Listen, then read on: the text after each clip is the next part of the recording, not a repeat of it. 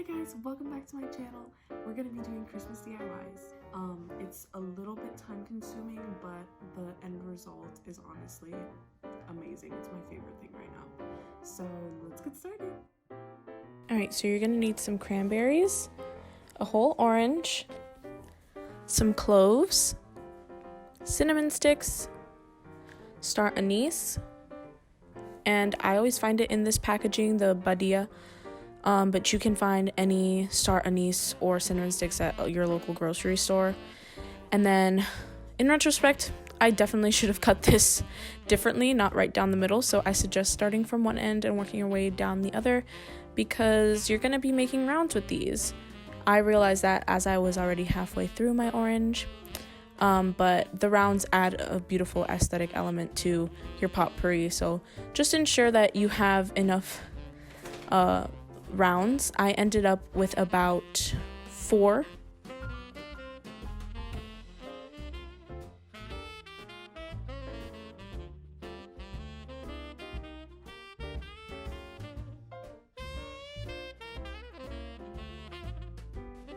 Then you're going to go ahead and use 1 teaspoon of cloves into your pot. You're going to grab your star anise. I hadn't had the packaging opening, so you can see me being unprepared here. And put a couple in there. I typically do 3. I really like the smell of them and the flavor as well, but this is mostly just about smell.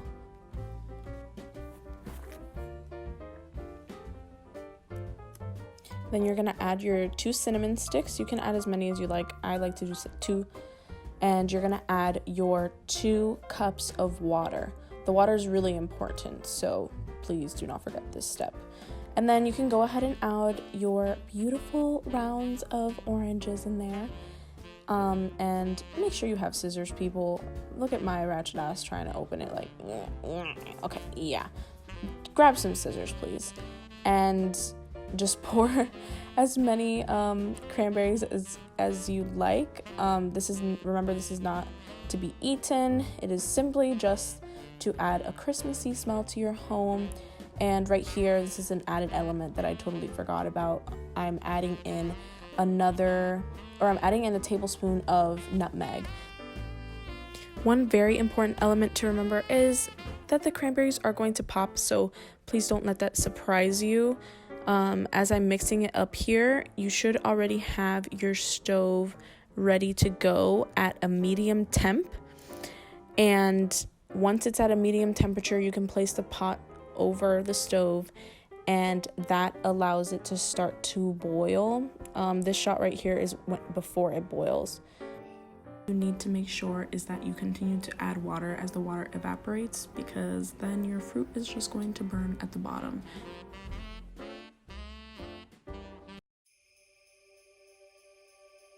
So here are some of the things you're going to need for this project. This is what you're going to need for the first part of the project. You're going to need some markers, a ruler, some scissors. I used 2 different kinds because one of them wasn't sharp enough, and a poster board.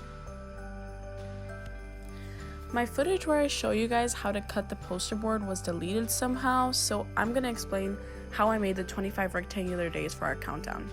As I mentioned before, you're going to need 25 rectangles. I began by using the poster board and cutting it horizontally to create long strips. From those, I cut vertically to create thin rectangles that could resemble the narrowness of a townhome. I didn't use any specific measurements, I just eyeballed them as I cut them, but if you did want the measurements, I can link the Target product that I used for my inspiration below. Then I decorated each rectangle with either a townhome, a nutcracker, a candy cane, or a Christmas tree. This is going to take you some time, ladies and gentlemen, so it would be a good time to put on your headphones and listen to Fine Line. So in order to prepare for the next part of the project, you're going to need 2 long strands of yarn that you're going to twirl together to create a candy cane effect, so you can use a red and a white. And then once you have all of your rectangles ready, what you're going to do is count them all out and make sure that you have 25 so that you don't have to go back and create more. You're going to grab your hot glue gun and you're going to create the number with your hot glue gun. And then once you create the number, you're going to grab the sprinkles in a pinch and sprinkle them on top of the glue.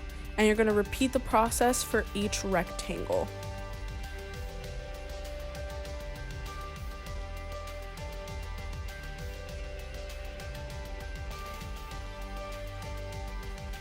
Once you have all of your rectangles ready, what I did was I separated them by groups of 5 and I started to hot glue them. I just did one line at the top of the rectangle of hot glue and I pushed the yarn down onto the glue so that it began to stick, and I moved my way along the yarn.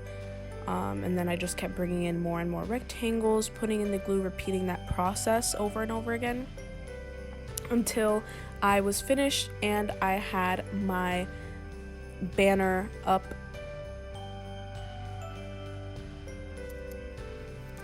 And you can see that the banner came out really well. In retrospect, I could have used thinner glitter, but I think that it came out pretty good with the bigger pieces of glitter. I really like it. If I ever do it again in the future, I'd probably pick the finer glitter.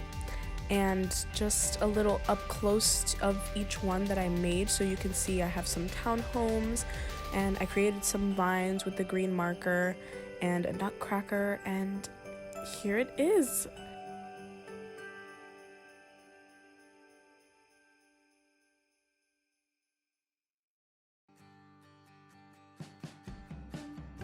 And now we're moving on to our mason jar snow globe. This one is just so simple. You're gonna unscrew the lid of your mason jar. If you have one of the classic ones that has the surrounding lid and the top lid, just go ahead and take it all off, and you're gonna use the circular round. You're literally going to hot glue your individual pieces. These 2 Christmas trees I found at the Target dollar spot.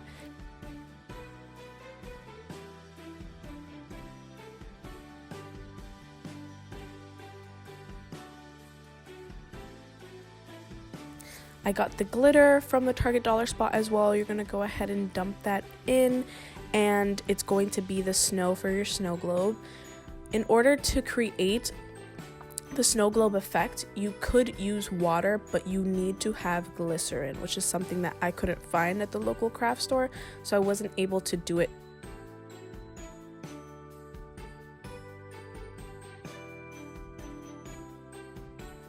With the pom-pom makers, you're essentially going to grab the piece of yarn and put it into the rainbow, a slight piece of yarn about 1 inch, and you're going to continuously wrap the yarn all the way around the rainbow until you cannot see the color of the actual pom-pom maker anymore. If you watch other videos, they tell you to wrap it until you can't continue to see the rainbow. But I just think that that's unrealistic for most people who don't have super sharp scissors. So I just did an average amount on it, and once you get it all cut up around the tops of the rainbows, you're going to wrap a 12-inch piece of yarn, and you're going to knot that once on one side, once on another side, and then you're going to create double knots on each side. You're going to remove the rainbows on both sides, and then it creates almost an X form, and you're going to pull them apart and the pom-pom should come right out, and then you're going to cut off all of your excess. This is a fall pom-pom wreath that I had made on my own, and I just wanted to show you what it ended up looking like. It's super cute and I got a lot of great compliments from it, so I decided to why not make a Christmas themed one. And once you finish all of your pom-poms, you're literally going to hot glue the pom-pom onto your styrofoam ring. And when you do this, please be careful. It is very hot, and the styrofoam, for whatever reason, it seemed to make the hot glue even hotter. And I basically just held each pom-pom for about 5 seconds. If it was a bigger one, I would hold it for longer just to make sure that it sticks on there. And then once you have that on there, you're going to continue all the way around the process. In a few of these clips, you can see me adjusting the pom-poms, cutting off some pieces.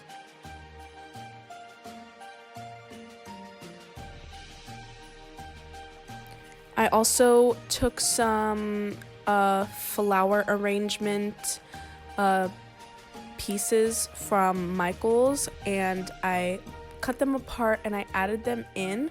As you can see, I kind of put a gold one in there, but I ended up not liking the way that it looked with the rest of the look. So I eventually took that out and I put in some mini cherries, and I put in some green leaves to give it that effect and add something a different element to my pom-pom wreath. And then once you finish going all the way around, you're going to ensure that not only does the middle of the ring, the middle top of the ring look like it's full, that the surrounding pieces also look full. Because when you put this up on your door, you want to make sure that it looks full and not skimpy.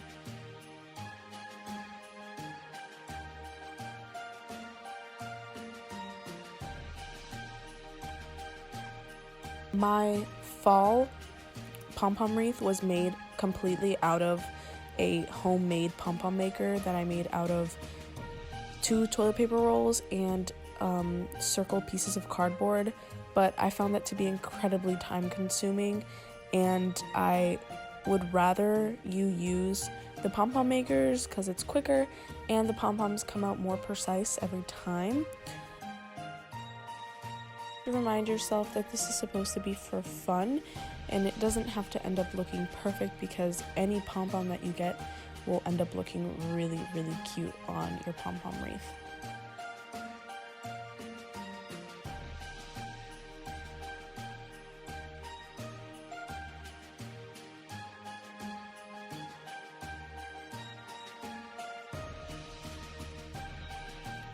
So I decided to add this into my video because it seemed like a lot of work, when in reality I just bought the 2 wooden ornaments from Michael's for $1.50 each, and I had watercoloring paint at home, and so I decided to experiment a little bit, and this is essentially what I did. I just used some white, red, yellow, and dark blue paint, and I just did multiple layers of the white for the ornament that says "Be Merry," and I just painted, and I had a great time. And you can do this as a pastime, and it looks great on the Christmas tree.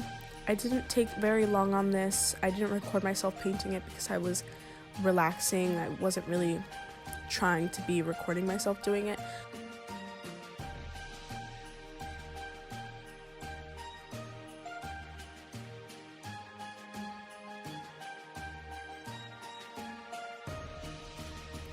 These DIYs did take me some time to complete individually, so I would suggest to pick out 1 or 2 and take your time doing them, because the result is so rewarding. Thank you for making it all the way to the end of the video. I worked really hard on this, and I really hope you enjoyed watching it, and I just want to wish all of you a very Merry Christmas and Happy Holidays.